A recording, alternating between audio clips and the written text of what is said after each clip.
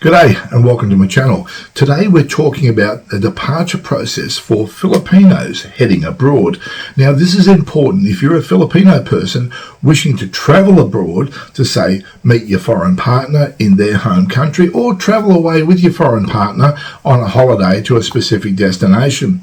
It's also important for foreign partners that wish to take their Filipino boyfriend, girlfriend, friend overseas to visit them or visit another foreign destination.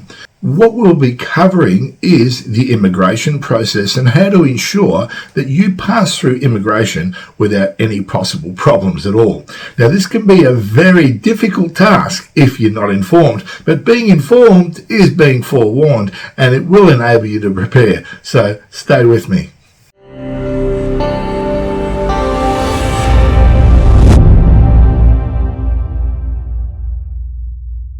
First of all, let's talk about some background behind this particular situation. Now, any Filipino travelling overseas is subject to scrutiny by Filipino immigration on a particular level that other countries don't particularly have. Now, this level of scrutiny is in the purpose of trying to prevent Filipinos being exploited overseas in situations of human trafficking, and also to ensure that Filipinos do return home and don't in fact remain destitute in foreign countries. Now there has been significant issues in the past and cases where Filipinos have been lured into working overseas in decent jobs and later find that they are exploited by unscrupulous people who will do nothing but make their lives a misery. So the government has set in place a number of checks and balances along the way as a person leaves the Philippines to ensure that they are in fact protecting their citizens. There is a lot of controversy around this process and some people do disagree with it. However, that is Filipino law and it is not up to me or for me to comment on that otherwise. I'm just simply providing some information around the topic so that you can better prepare and ensure that you won't be prevented from travelling overseas. Now, basically, the process goes something like this. You arrive at the immigration counter at the airport. The immigration officer will ask you a series of questions, and through those series of questions, they will be able to determine whether or not you are a travel risk. If they determine that you are fit for travel, you'll be allowed to proceed. You'll be handed back your passport and you'll be cleared for travel. If they determine that you are unfit for travel, they will prevent you from traveling, and the process is called offloading. So Filipinos will be offloaded if immigration do not agree that they should be traveling for various reasons. Now, if you are offloaded, all flights and cancellations and cancellation expenses are your expenses to bear. So it can be significant if you are offloaded. Not only is it a financial burden, but it can also be potentially heartbreaking as you've made plans to visit someone special overseas or conduct business or do something overseas, and you've structured your life around it only to be told by an immigration officer that on this occasion they will not permit you to travel. So it's really important to get this right, otherwise you're in for a big disappointment when you arrive at the airport. So let's step through this stage by stage to ensure that you fully understand what is required and what you can do to prepare yourself for travel. So let's say you're a Filipino and you're traveling with your partner to visit Singapore for a holiday. You'll be asked at the first immigration counter to present your passport, visa, return ticket. And at this stage, you do not need to show the immigration officer any other documents. The immigration officer may be seeking further information about your proof of intent to travel. So you'll be indicating that perhaps you're traveling for shopping purposes, or that can be called tourism, and the immigration officer may want to understand if that is truly legitimate, if you are really wishing to travel for the purposes of tourism. They may ask you a series of questions. They may ask to look at your bookings or your travel plans or that type of thing. However, at the primary inspection or the first immigration counter, that's usually not going to be too in-depth. They really don't have the time to be able to explore this further with you. Now, having said that, they will then make a decision whether or not you should go to secondary inspection. Now, secondary inspection can be considered to be a quite detailed interview process where you'll be sitting across a desk facing an immigration officer who will ask you a great deal of questions, and they will be far more in-depth. Now, the purpose of this inspection, of course, is to make sure that the immigration officer is fully across what you're going to do, and they accept that it is legitimate and you will not be in any danger at all. Now, they're going to ask you about everything: your age, education, your money, your travel history. They may even ask you about your school yearbook.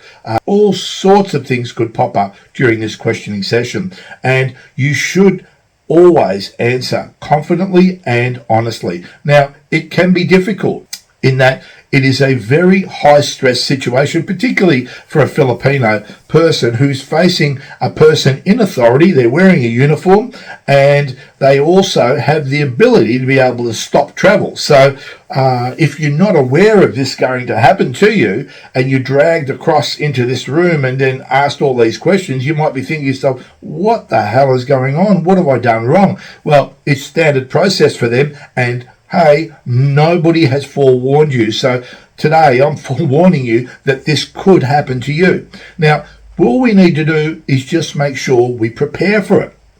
So after the secondary interview or the series of questions I've just described, the officer is going to approve you or reject you for travel, right? And in which case, if they approve you, they will just send you straight through. They might give you some words of advice about the next time you travel. Look, next time, can you make sure you've got one of these documents, or can you make sure you're able to supply this if it's only a small thing? Or they may say nothing. If they offload you, they may send you to Interagency Council for Human Trafficking because they think you're a legitimate risk. Or you might receive a slip of paper that outlines the things that were missing in your travel, such as you may need a particular document, such as what they call a CFO certificate, which I'll explain later, or another document, a supporting document that shows that the person sponsoring you has the funds and the means to support you. There may be all sorts of reasons why they may prevent you from traveling, and those reasons will be outlined on that document. Sometimes it can be quite vague. You have to sort of read between the lines, but generally speaking, it's pretty easy to meet the criteria if you understand what they're looking for. There is a pattern, and the pattern is, circulates around things like purpose of travel, is it legitimate, sponsor or who they're traveling with, intent to return, funds to support themselves. Those type of things are always present. So we'll need to address them very, very early in the conversation to give the Filipino immigration officer reassurance or proof that you are in fact legitimate and they should have no concerns about allowing you to travel. The first thing is your passport. Make sure your passport is valid for at least 6 months and it is in good condition. No coffee marks spilled on it or torn corners or that type of thing. It just makes it difficult for someone to read or look at. If you've got previous travel history in there and you've got visas and dates, make sure you understand a little bit about what went on back then. The officer is just as likely to open up the passport and say, oh, look, I see you went to Saudi Arabia some years ago. Tell me a bit about that. Oh, I was an overseas worker. Okay. Oh, I see you went to Singapore before. What was that for? I went for tourism purposes and shopping. Okay, I can see you stayed 7 days or whatever it is, right? So be able to explain in a very confident and short, sharp way any questions they may have about your passport. The next thing they may do is they may check to see that you've got a visa for the destination that you're traveling to. Now, Countries like America, Canada, Australia, those type of countries, New Zealand, they require visas. In some cases, those visas are visas on arrival. For some countries you've got to apply well in advance and make sure that you have received that letter of confirmation before you actually leave the Philippines. So make sure you've got that all in order. The next thing they're going to want to see is your itinerary. Now, your itinerary is going to tell them a lot about what you're doing. So if you say that you're traveling for tourism purposes, your itinerary should reflect that.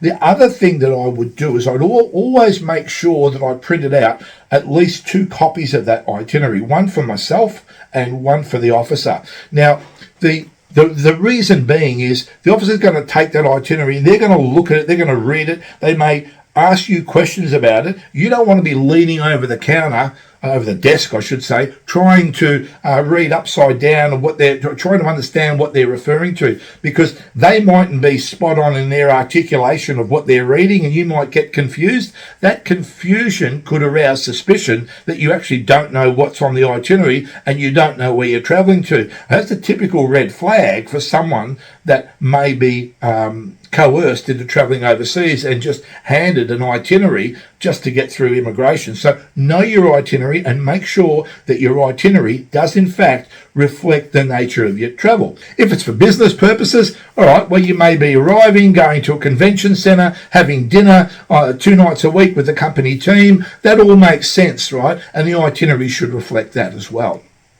The next thing they're going to want to see is a return ticket. Now, this is generally just to assure that you will be coming back. So make sure you got a copy of that for them and you got a copy for yourself as well. You could always show it to them on your phone. There are digital copies, but really paper is king. Show them hard copies, give them hard copies. They may want to keep them and use them for their records. Let them have it. That's fine. No problem at all with that. Other supporting documents you might need: letter of invitation from the person that's actually inviting you to go to their country to visit them. You may need a document called an affidavit of support. Now, this particular document is a legal document. It's basically a description of the level of support and a guarantee from that person that they will support you when you're traveling with them or to their destination. Now, the way you complete one of those is you detail out the information that is necessary, such as who you are, what you do for a job, your source of funds, your evidence of source of funds, who the person traveling will be, where you will be going, the nature of your relationship, your level of support in full, such as I agree to cover all travel costs, incidentals, that type of thing, and travel insurance will be borne by me. All of that stuff is written into this document in a form that can convey to the reader that this person is taking full responsibility and accountability for the well-being of the traveller. Now, that is then signed in the presence of a Filipino official, and it is then bound with a seal and a stamp, and usually your identification is attached to it, and that would be a copy of your passport page. Also, what could be attached to it is a copy of your bank statement, if you're referring to your bank statement in it. That document is executed usually at the Filipino embassy in the country of the person sponsoring the Filipino. So, as I'm an Australian, what I would do if I was sponsoring a Filipino visiting here is I would have to go to the Philippine embassy in my country and I would pay the fee, which you have to pay to get that processed, and they would process it and they would send it back to me in the mail. What I would receive in the mail is quite a flashy looking document with that's bound at the top with a special bind, and there's tape around it so you can't disassemble it, and it's got a really bright seal on it by the Filipino government and a stamp, just to testify that it is in fact a true official document. Now, when you present that to the immigration agent, they will look at it, they will ensure that the person you're talking about is the person that's mentioned in this document, and for them, they now have a reason to believe that this person will support you. Right?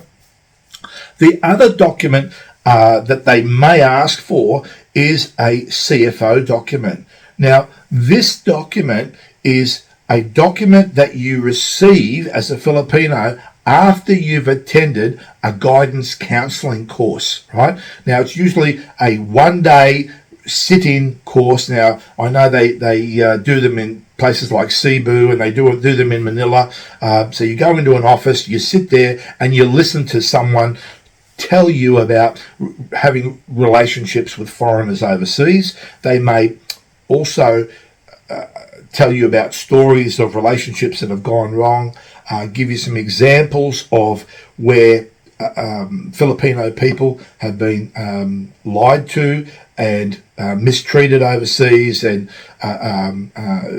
exploited, and all sorts of horrible stories. So what they're really trying to do is raise your awareness about the dangers of travelling with foreigners and the potential for being exploited. The other side of that course is they teach you a little bit about relationships and what real relationships are and what false relationships are, and talk to you about things like love language and all sorts of weird. There's a whole heap of information on the internet about it, but safe to say you've undergone a program that's educated you around the relationships that potentially could occur if you were to develop a relationship with a foreigner and travel with them.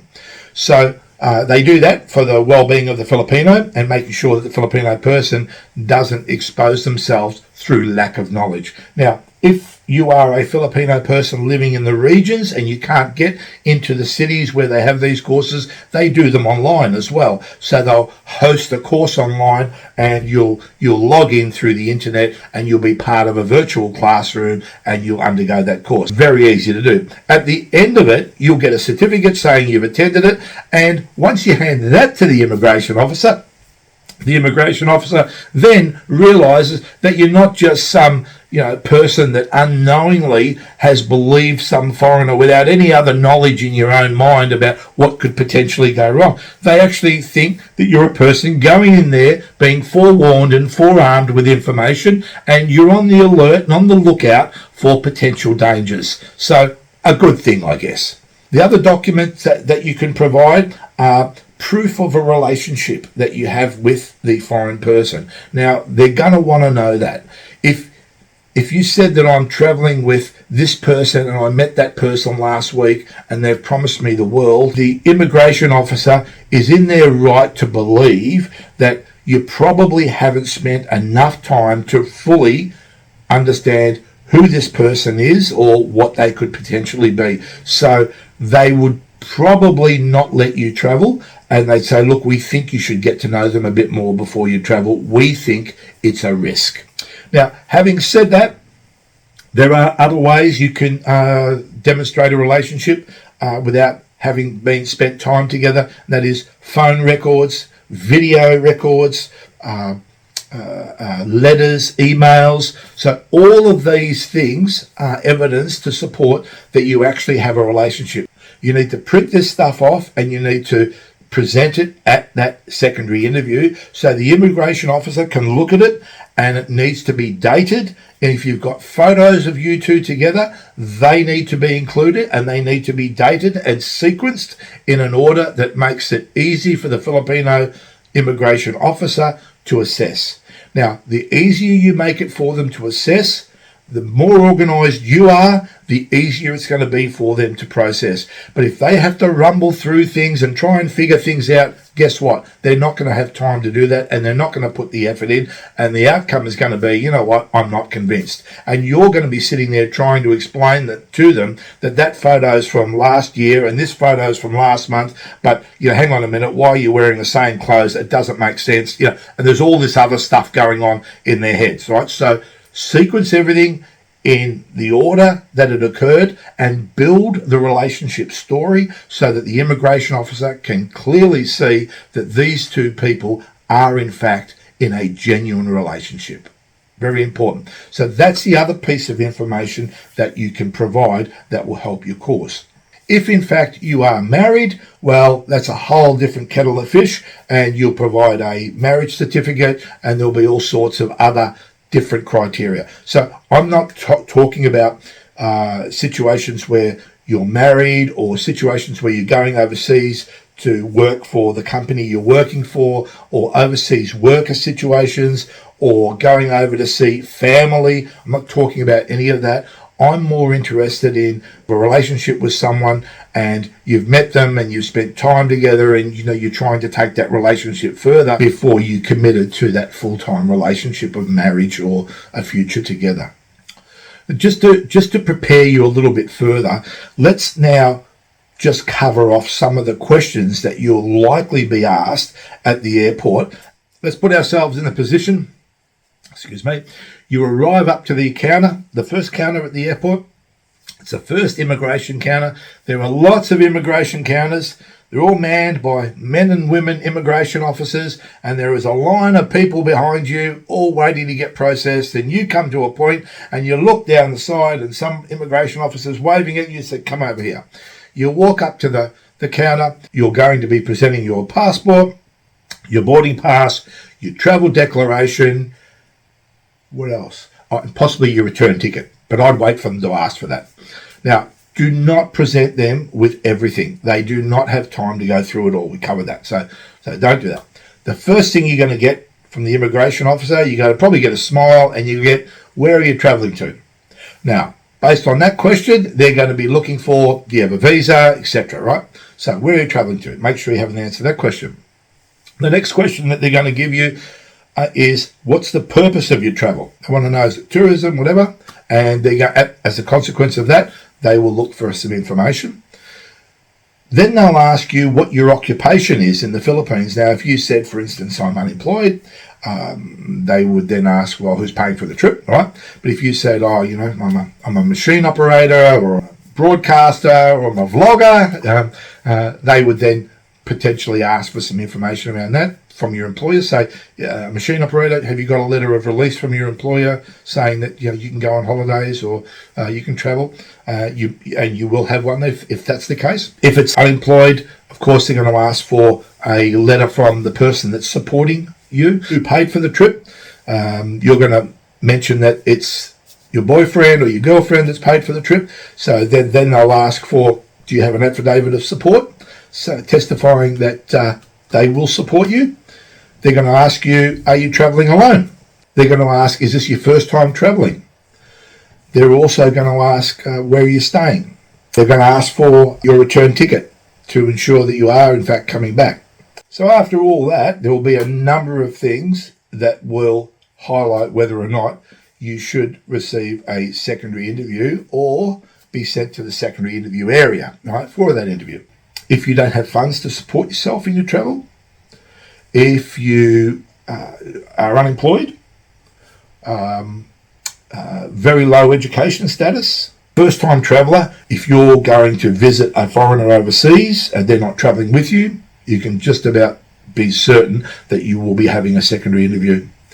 They would be a little bit concerned about you travelling overseas, and they would want a secondary interview, and they would want to probe your situation further. So generally speaking, those are some of the reasons. But there's a heap of reasons on the internet. Don't worry too much about that. Just recognise that, hey, it's going to happen and I need to prepare for it. The immigration officer will indicate to you that they require you to undertake a secondary interview, and they will take your passport and hand it to another immigration officer that's standing behind them. Now, there'll be immigration officers walking up and down behind the booths, and they're like their support people, or I don't know, might be a senior or whatever, but they're there to assist, and that person will be called over, they'll be given your passport, and they will escort you or help you over to the secondary interview area. You'll be then seated in a waiting room, and there'll be a number of other people seated in that waiting room waiting to be interviewed as well, and you will see a lot of immigration officers sitting at desks with Filipinos being interviewed at each of the desks, and they'll be handing back papers and talking about things and being processed in that way. You'll wait your turn. Now, unfortunately, while you're sitting there, there's usually a big screen TV up in front of you on the wall, and it is playing all of the details around human trafficking and all of the dangers, and it's quite scary really when you look at it. And I guess it's designed to highlight, look, the reason you're here is to help prevent this stuff from happening. So you're sitting there watching that, and you're a little worried and apprehensive, and there's no reason why you shouldn't be, because these people have the potential to stop your travel. But I'll give you the kicker here. If your travel is legitimate and you have prepared properly, you will be allowed to travel, that you will not be stopped, right? But you've got to make sure that you prepare properly. And that's why I've made this video, obviously, to help you do that.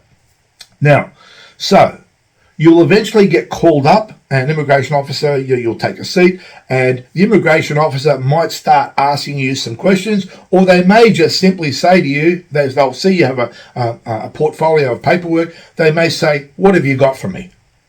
Now, if you're in that situation and you're able to say to them, I'm travelling overseas with my partner, I've got an affidavit of support, I've got a CFO certificate, I've got my itinerary, I've got my return ticket, I've got all my hotel bookings and air bookings in my name and my partner's name, what else do you need? I mean, that's a really powerful message. It sounds like you've really got your stuff together. The immigration officer is probably just going to test a few things and say, proof of relationship? Oh, I've got that as well. Here you go. That would be a relatively easy interaction with the immigration officer, and it would usually occur like that when there's somebody that has been previously offloaded and they've been told the reasons for being offloaded, and now they're coming back, a month or so later with the additional information, and they are prepared now to have that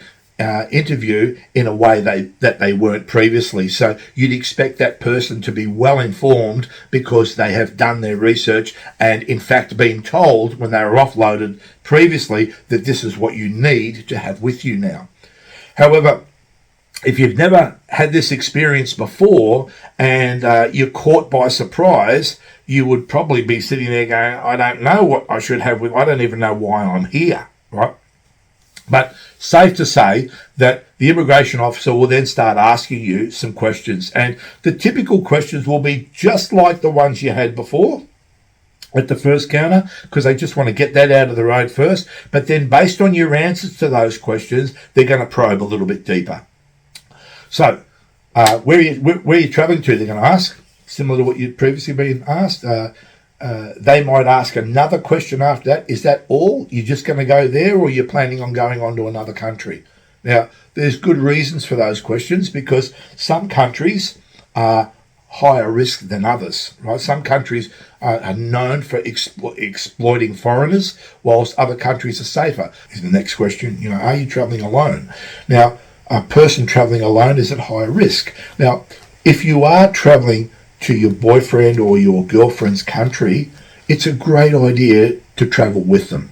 You will be you'll be seen in much better light by the Filipino immigration officer if you are traveling with your boyfriend or your girlfriend, right?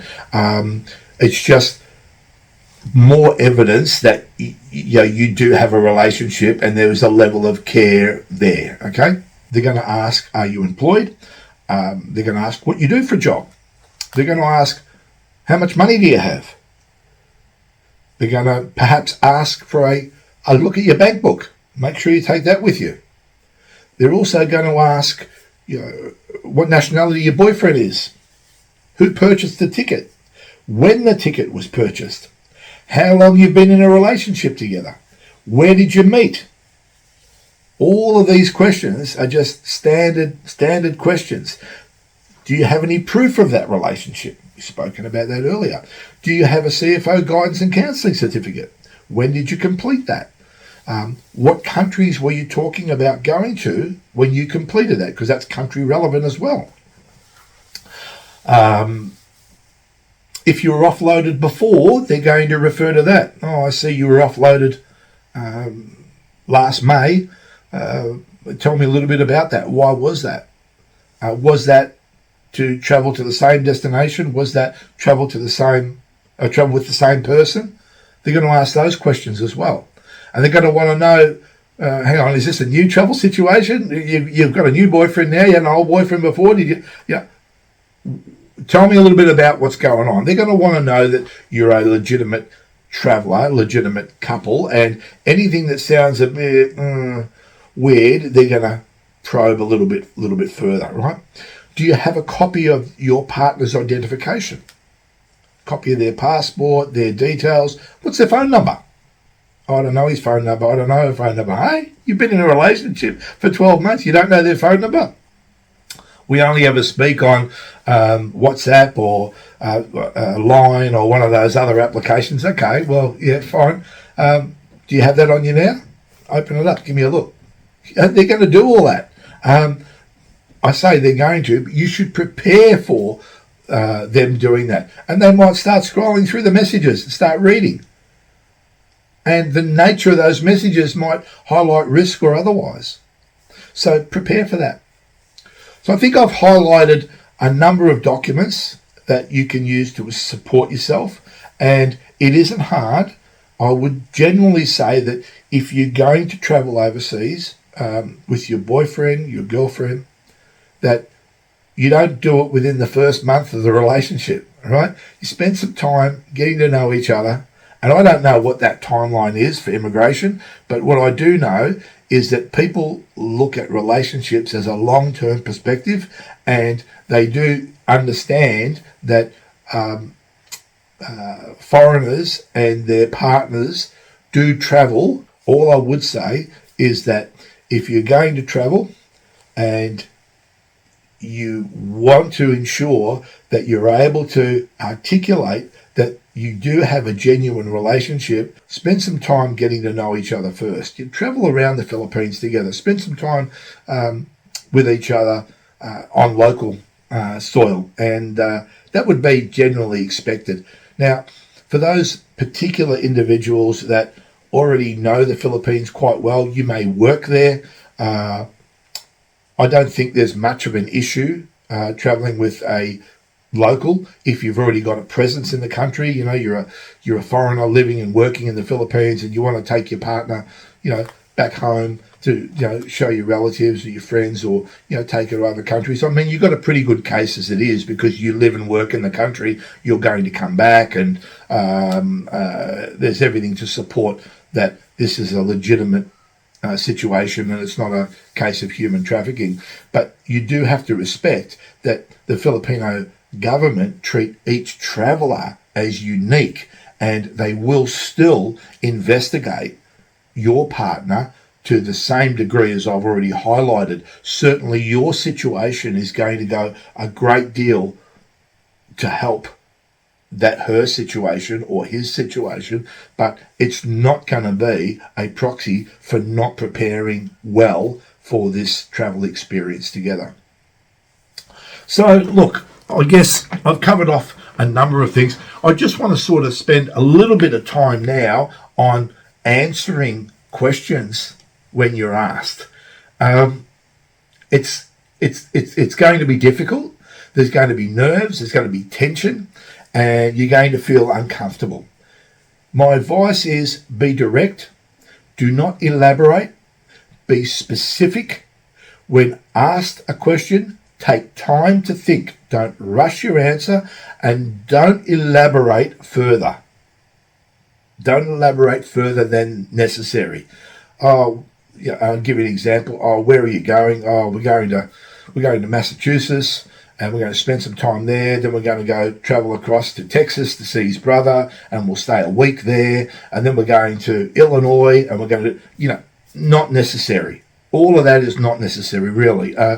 It's just going to open up more questions that you mightn't have the answers to, and it's a potential derailer in your situation, right? It's potentially going to create areas of doubt. Oh, his brother's in Massachusetts.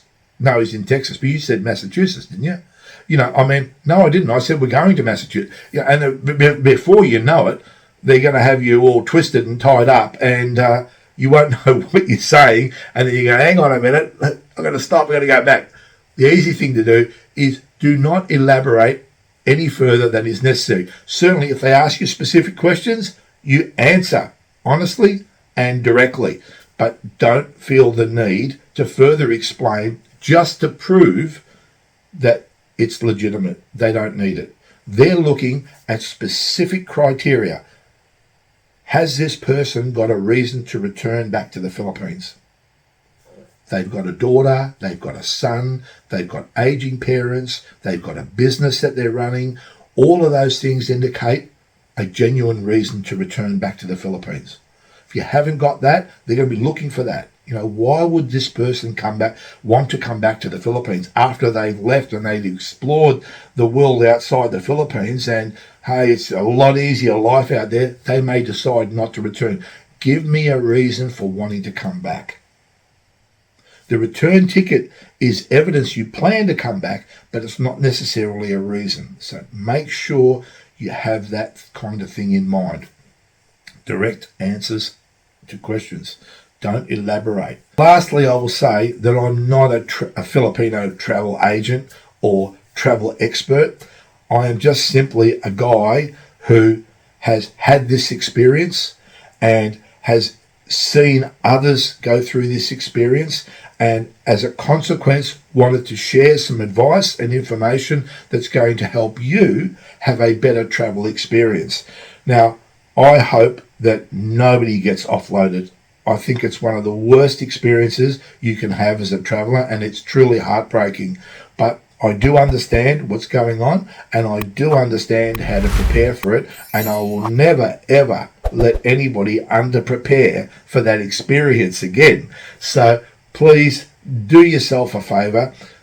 Go through the detail, make sure you're well prepared, make sure your partner's well prepared, and really enjoy that experience. It's going to be a great experience together, and I hope you found this video helpful. If you did, please like and subscribe, and until my next video, have a great day. Thanks for watching.